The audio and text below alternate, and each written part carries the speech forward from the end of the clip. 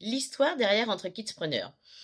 J'ai démarré Entre Kidspreneurs officiellement, je dirais officiellement parce que je veux dire que j'ai immatriculé Entre Kidspreneurs le 26 avril 2019, mais ça faisait déjà 2 ans que je travaillais sur le concept. Alors pourquoi je suis arrivée à ce constat et à la création de ce concept? En fait, il faut remonter un peu plus loin dans le temps, où j'étais encore une enfant, en fait, hein, quand j'avais 10, 11 ans. Je voyais des opportunités de business partout. J'avais envie de créer plein de choses, de créer de la valeur, de mettre en place des choses. Je ne savais pas à l'époque que c'était l'entrepreneuriat, j'y connaissais rien du tout et ma famille non plus, je viens pas d'une famille d'entrepreneurs. Je ne connaissais personne dans l'entrepreneuriat. Donc, je ne savais pas du tout ce que c'était. À l'époque, oui, je voyais à la télé des businessmen, on appelait ça des businessmen, mais vous savez, les hommes en costume cravate. Et voilà, pour nous, c'était des hommes d'affaires, vous voyez. J'ai voulu très rapidement mettre en place des choses. L'environnement, quand je dis on, c'est pas forcément mes parents, parce que mes parents n'y connaissaient rien, donc ils voyaient même pas de quoi je parlais. Mais l'environnement, l'extérieur, mes professeurs, la société, en fait, me disaient, écoute, tu es une très bonne élève, continue tes études, fais des études longues, tu auras un bon job et tu réussiras dans la vie, quoi. Donc c'est ce que j'ai fait. En parallèle, il y avait vraiment des manques chez moi, notamment au niveau de l'estime de soi, de la confiance en soi et de la connaissance de soi. On n'avait pas l'habitude à mon époque de travailler ces thématiques-là et même de t'encourager dans ton milieu familial ou amical à développer l'estime de toi, la confiance en soi, la connaissance de toi. Donc j'ai grandi en étant presque transparente, hein, en ne faisant pas de vagues. J'ai grandi, je suis guadeloupéenne, donc j'ai grandi en Guadeloupe et il fallait pas, surtout pour les filles, hein, il fallait pas faire de vagues, il fallait rester à sa place, il fallait pas se faire voir, il fallait pas faire grand madame comme on dit en créole. Du coup, Donc, moi, bah, je suis rentrée dans le moule, hein, j'ai suivi ce qu'on me demandait, j'ai fait les études, j'ai fait ma scolarité. Et en continuant mes études, bah, j'ai fait ce qu'on attendait de moi, hein. Je suis bien rentrée dans le moule, voilà, grandes études, poste prestigieux, grande carrière dans l'informatique, voilà. Il y a des fois où je me disais, ouais, mais quand même, est-ce que c'est ça la vie en fait? Tu te lèves tous les matins pour aller bosser, donc oui, ça va en fait, ça allait au niveau du boulot, j'avais des super collègues, ça allait ce que je faisais, mais j'étais pas en train de kiffer ma life, quoi. Et ça aurait pu être moi comme quelqu'un d'autre, le boulot aurait été fait en fait, de la même façon, j'ai envie de dire. Était chef de projet en informatique, rien que quelqu'un d'autre ne peut pas faire à partir du moment où il a les connaissances et les compétences sur la gestion de projet, entre autres. Donc, c'est vrai que ça me titillait un peu et que cette envie d'entrepreneuriat m'a toujours habité, elle ne m'a jamais quittée. Et du coup, j'ai eu une première expérience entrepreneuriale dans le marketing de réseau. Et là, je me suis découverte. De la personne timide qui avait réussi à attirer des relations, des petits copains, même des relations longues, néfastes en fait, avec des personnes toxiques, parce que je ne m'aimais pas, parce que je n'avais pas confiance en moi. Donc forcément, vous voulez être gentil pour que les gens vous aiment en fait, parce que vous-même, vous ne vous aimez pas. Donc vous faites tout ce qu'on attend de vous pour être aimé, et vous pensez que c'est ça l'amour en fait. Vous pensez vraiment que c'est ça l'amour, puisque on vous a jamais appris à vous aimer vous-même, à vous connaître, à avoir confiance en vous. Donc vous laissez les autres quelque part vous dicter. Qui vous êtes, qui vous devez être, et puis s'ils ont envie de vous donner de l'amour, et à ce moment-là, quelque part, vous quémandez de l'amour, quoi. Donc j'étais un peu dans cette phase-là. J'ai quand même eu une relation où on me disait que je ressemblais à rien, que c'était de la dévalorisation, de la maltraitance psychologique, vraiment. C'était très très dur. Et à ce moment-là, j'ai commencé à faire du marketing de réseau pour une marque, pour une grande marque, pour laquelle j'utilise toujours les produits d'ailleurs.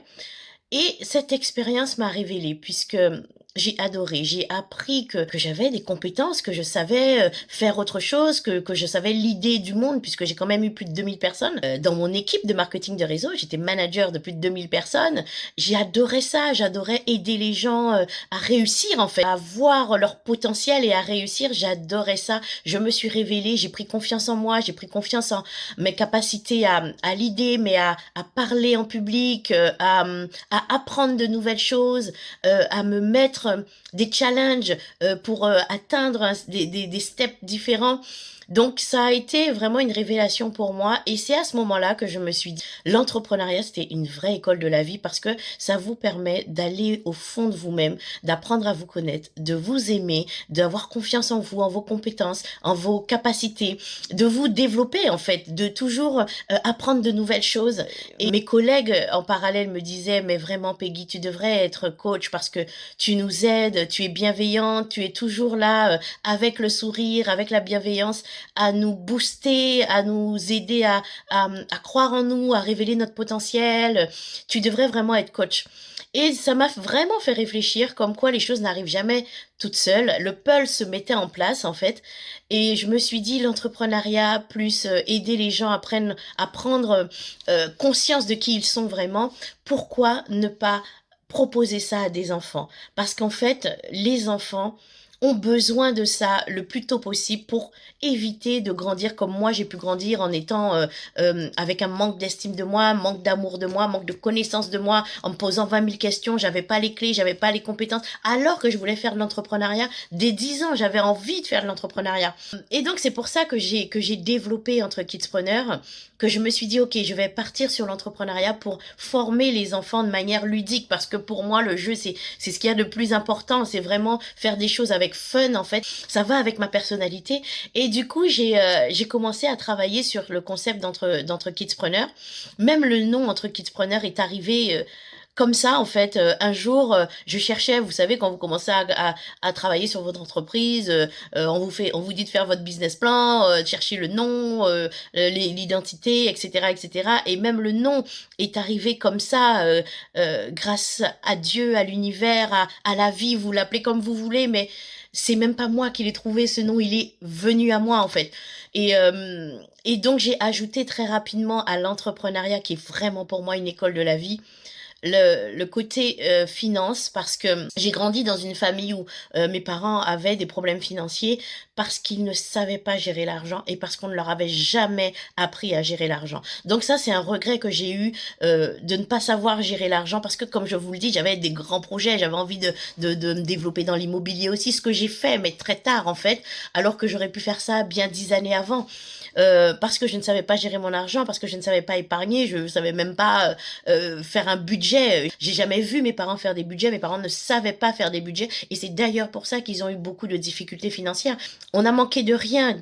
Grâce à Dieu, bien entendu, on a manqué de rien, mais c'était très difficile pour mes parents. Ils se sacrifiaient pour que nous envoyer à l'école et nous permettre de faire des études même. Moi, j'ai encore souvenir, et ça, j'oublierai jamais, de mon père qui partait travailler le matin et qui passait la journée sans manger parce qu'il avait même pas d'argent pour s'acheter un sandwich.